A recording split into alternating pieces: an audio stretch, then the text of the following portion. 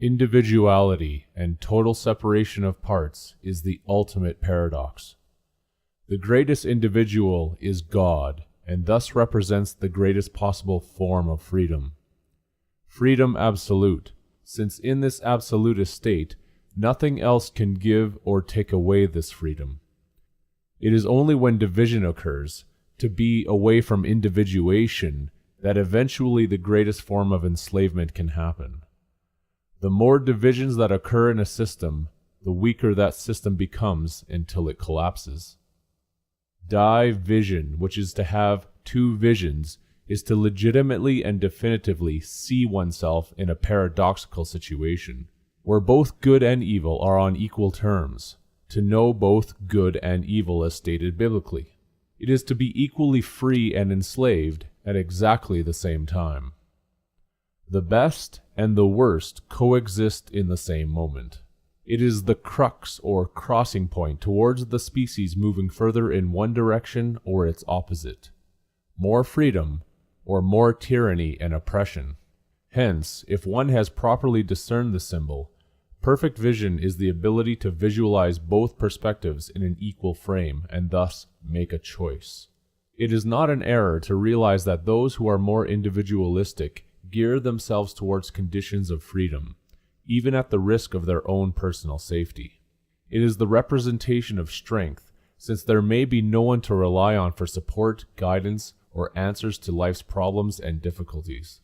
The risk of this is great, but so are its advantages, since strength in the individual realm is not generated solely on the physical levels, but is also acquired in the mental, emotional, and spiritual levels through persistent and ongoing efforts. Work in this regard is therefore never seen as a burden, since the labor for freedom is its own reward. This is what has always been meant by there being no outside saviors. On the other side of the coin are those who wish to be collectivists, achieving security in herd-like mannerisms and methods of thinking and responding to life's challenges. This way of living caters to weakness and groupthink, which inevitably creates cowardice and an inward proclivity to despise any who truly think for themselves. This has been the reason that the individual whom questions this reality and seeks freedom is continuously called a conspiracy theorist. This label is used as a method to psychologically blacklist the individual from the group-thinking herd. Individuality is given up for conformity and compliance, which are the pillars of all totalitarian regimes. The state seizes absolute authority to confer its so-called protections upon its enslaved populace who have stated that they are too weak to defend themselves against any and all threats. To the state, and thus the herd, the individual represents danger and uncertainty, and therefore must be eliminated from the equation of society. Taken symbolically, this is the legitimate basis for the 99% versus the 1%. Those who are the 1% have the strength of mind, character, and willpower to stay the course through all of the mental and emotional manipulation, proving every moment that they have the resilience and fortitude to stand alone. The 99% prove that they want to be saved, even if it means living in a state of tyranny and oppression. There are those who in this very tiny percentage have always been making Herculean efforts to enlighten the majority of their fellow species to a greater reality, only to be continuously met with ridicule, mockery, disdain, and even anger. Family, friends, neighbors, strangers, it has seemed vital and necessary to make these attempts continuously and repeatedly, even when in vain. Those who do this genuinely in the concern for the populace do so from the heart, which is all that matters regardless of the results. The 99%, which are the symbol of 9/11 and the Phoenix, march toward their fate through the acceptance of the global inventory system of the beast, while the 1%, looking towards quite uncertain horizons, face a test of spirit unlike anything that can be imagined, in which no promises are made and the future is unwritten. Salvation is an individual responsibility, as it was meant to be. God is the ultimate individual, and thus to be in communion with God is to intuitively follow that path. Those who live in trepidation and fear of ultimates, let alone microscopic problems, are not in communication with God, and are incapable of listening. God is in the silence of solitude, not in the noise of the crowd. To be an individual in communion is to accept complete responsibility for one's choices and actions, while to divert responsibility and blame others is the mantra of the herd. It is once again no accident that the term lame is in blame. The rulers of the world have the populace locked into a permanent position of terror towards their own mortality, and this keeps their spirit in shackles. They cannot hear that if death is real, then life is unreal, and if life is real, then death is not. Attachments can blind one to the truth, which is potentially the greatest root of fear. Fear is the loss of attachments. The state primarily focuses on this when promising protection for one's family and loved ones against perceived external threats. This is not to mistake or invalidate the enormous potential value gained through experiences with those one cares about. That is not what is being said. It is to assert that those who wish to lord over others utilize tactics of manipulation over the thoughts and emotions that its populace has over those they are closest to. Attachment is fear. If everyone understood their relationship with God, no one would fear for anything. It is because one doesn't understand their relationship with themselves that they fear everything. When the indirect aspects of a choice are all taken away, it makes the choice futile. This is exactly what is happening with the lead-in to the inevitable mandate that any who do not receive the new crown virus vaccine will in essence not be allowed to participate as members of society. To take away the ability to go to work, get licenses, passports, permits, shop for groceries, access medical services, travel across borders, go to theaters, restaurants, sports events, own a business, etc., etc.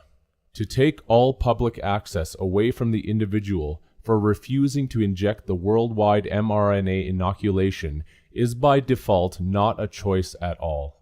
It is tyranny disguised as benevolence based upon the false premise of ultimate safety. A wolf in sheep's clothing.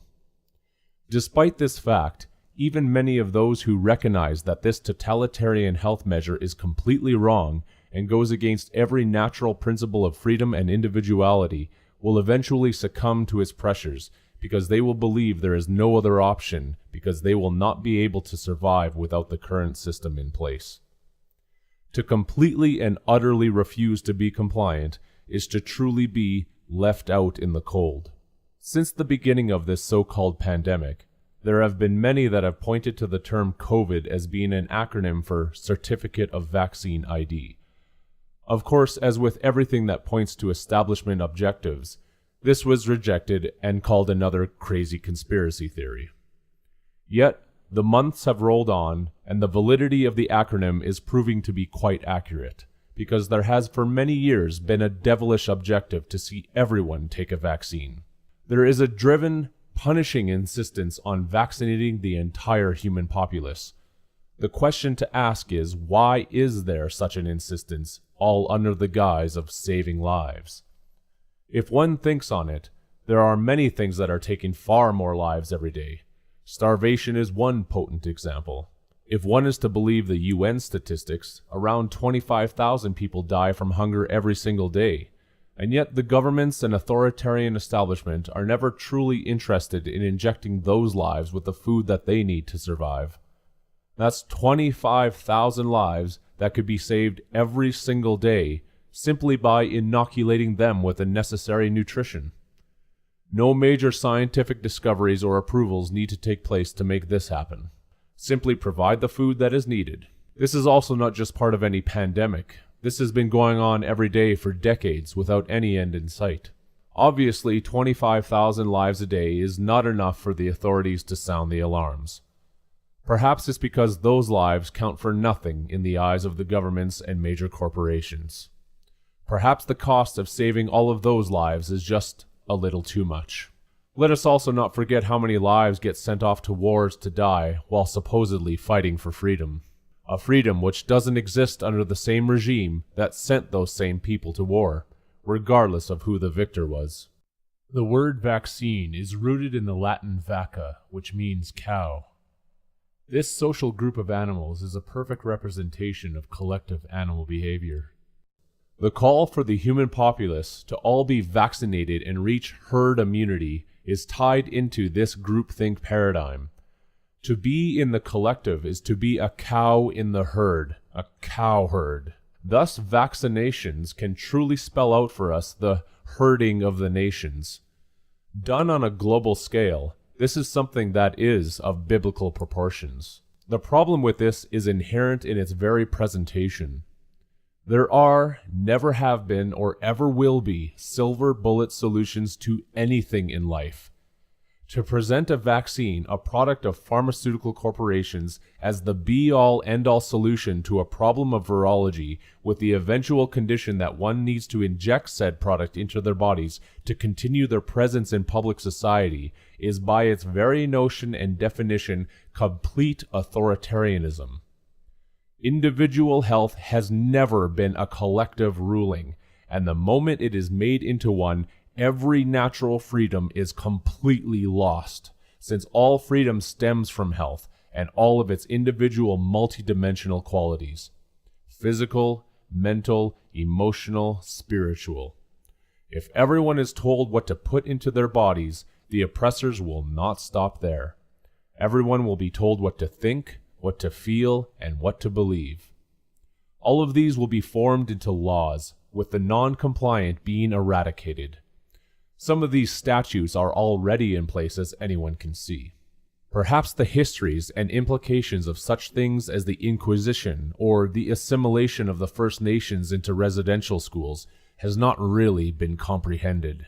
The idea that an individual can indirectly protect another by taking a product is a philosophical farce. Person A does not lose their headache because person B took the aspirin. Likewise, the concept that there are any one-size-fits-all solutions in medicine is also overwhelmingly absurd, which completely and utterly fails to take into account that every patient is different and requires a unique diagnosis to treat for any condition, current or potentially ensuing. The current measures of oppression, along with any silver bullet vaccine solution, have nothing to do with medicine and nothing to do with health. The governments and pharmaceutical corporations of the world would have us believe that our natural immune system is not a quality defense system given to us by God or nature, but is instead to be viewed as a vaccine storage facility that is always deficient in vaccine supply. As the World Health Organization states, vaccines are heroes. It must also be asked why the governments and media are always so interested in insulting anyone who questions their so-called official narrative. Have we not always been taught that those who are intent on insulting others are considered bullies, intimidators, and tyrants? Instead, the proper approach is to continuously do any questioning with sincerity, poise, and intellectual clarity, not anger and hostility.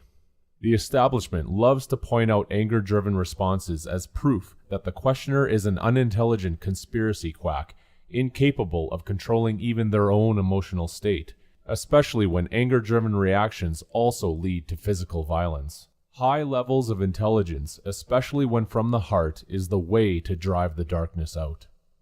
Violent protests never do anything, ever. Protests and anger are ammunition for the establishment to use against anyone that is able to see past their veil of psychological gatekeeping. Ask again, why is there always such an interest in establishment thinkers to be intimidating and overtly insulting? Even if a conspiracy theory is just a nonsensical belief, as it is constantly said, is an individual not supposed to have freedom of religion? Would this freedom of religion not include any and all types of belief as to what reality is? Perhaps belief truly is a threat and danger to those in positions of power. The other isolative measures demanded upon the populace have been symbolic in their own right. While everyone was told that we are all in this together, the same forces imposing these measures said to stay 6 feet apart. 6 feet under, 6 feet apart. Everyone is therefore symbolically dead to each other. The masks have significant relevance as well, with the word mask being from the Latin term persona, which means person, personality, individual. Masks are the grand symbol of conformity, where there are no longer free individuals. Everyone is simply another number in the collective global inventory system. Can anyone stay 6 feet apart from life? Can anyone wear a mask to be disguised from the fate of their own death? Ironically, the one and only way to permanently save a life from the grips of death is to not give birth to it in the first place, thus relegating the aspect of saving lives by using any measures into something that cannot ever occur. Physical continuity is the only thing that can ever be hoped for, and is the actual sales pitch to destroy freedoms in exchange for some type of perceived isolative protection. The aspect of quarantine carries within itself the symbolically significant number 40, which has been noted in previous works, among those 40 Weeks of Silence, which pointed out the symbolic correlation of the year 2020 with that of the quarantine. When one is dead, they are silent, and inversely, when one is silent, they are considered in the eyes of the authorities to be dead. When one wears a mask, they are silent. When one is in quarantine, they are silent. A maxim of law is that silence is consent. And 40 also symbolizes the birth or movement into a new world or new age, as linked with the 40 weeks of gestation in pregnancy. The only way for a new world to be created is for the old one to be destroyed. This cannot be argued in any capacity. It is a basic principle of all construction. Destruction, then construction. The headline of this symbol has never been called the renovated world order. This type of silence in quarantine is the opposite of that previously mentioned in regards to one's communion with the Absolute. It is, in fact, the silence rendered through a negation of communion, by way of the insistence to exist in a profane secular system. Freedom is never a choice. It is innate. It is an internal compass that guides one through storms of persecution, hardship, and cruelty. A free spirit does not have to be convinced that they are free. They do not need a government or a corporation to tell them that they are free. Either one is free, or they are not. It is as simple as that. Denying the system and being in the 1% does not automatically mean acceptance in the communion. It is a chance at a chance. Denial of a vaccine in and of itself does not automatically mean that one has worked on themselves to any degree whatsoever. That individual may still have all kinds of hate and dualistic tendencies within themselves, ready to take advantage of others for personal gain, filled with ideals of usury and tactics of manipulation. To simply be anti-establishment does not automatically make one qualitatively equipped to listen to the eternal and walk the narrow path. Remember, all of this is a chance at a chance. There is no love or empathy from anyone who wishes to inflict a false choice upon the populace that ushers those who are non-compliant out of society. It has been said that to not fall in line with freedom-destroying measures is selfish, but there is in fact nothing more selfish than the infliction of physical mandates put upon any individual. Where is the love in pushing individuals into the cold because they do not want to inject a pharmaceutical product into their own physical presence? What form of medical practice is that? The legitimate spirit of medicine and health denounces such measures. They are the antithesis of health. They are the antithesis of medicine. Any doctor or individual that announces their belief in the legitimacy of such practices is simultaneously announcing their belief in a system of Satanism and the black arts. It is no fiction that our fellow men do not want anyone to deviate from the path that is already lined up for us. Why is that? Why is it so important to just fall in line? Really sit with that question, because its implications are quite astounding. So, what are the options in this world to come? The first option is to simply get the vaccine. Align your actions with the tyrannical establishment while going along with the 99% and see where that takes you. If one feels that it means nothing to do this and that life is just going to go back to normal, then go headlong into it. That is the path that is already lined up for anyone to take. Many who claim that they are religious and believe in their Savior will choose this option because they also believe their faith indemnifies themselves from such a choice. This, of course, is a false and very presumptuous belief to have. Many others are not even thinking about its implications at all. They will get the vaccine and believe life will just continue on in fashion. For the majority of humans, becoming a part of the global inventory system is not a thought that needs to be considered even for a moment. Another option is to rage against the measures with furor and tempest. Actions of violence and a tendency to inflict as much destruction as one can do alone or in groups is what this path calls for. There is no grace in this choice, and it is truly a fool's errand. The bigger picture is still not being seen. It is not only the governments and rulers inflicting all of these measures. It is the 99% falling in line, and even quite often, demanding that it occur. Another option, which it has become increasingly obvious that many more are considering, is to take one's own life. This is defeatist in the ultimate sense, and gives in to personal despair. The higher principle of what one truly is cannot be understood by any who take this course of action.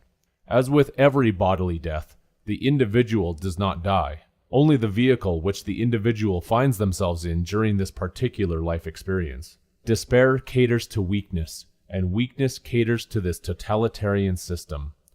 Never take this option. There is always a better way. What else is there to do? Does one run away into the woods by themselves or with others and try to eke out an existence? Is this the method? What does this method mean, and can something like this even be sustainable? So what is the solution?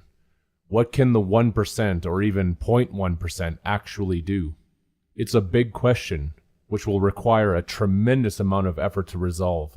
With enough energy and intention, it can be done. Remember, enlightenment is never found in the madness of the crowd.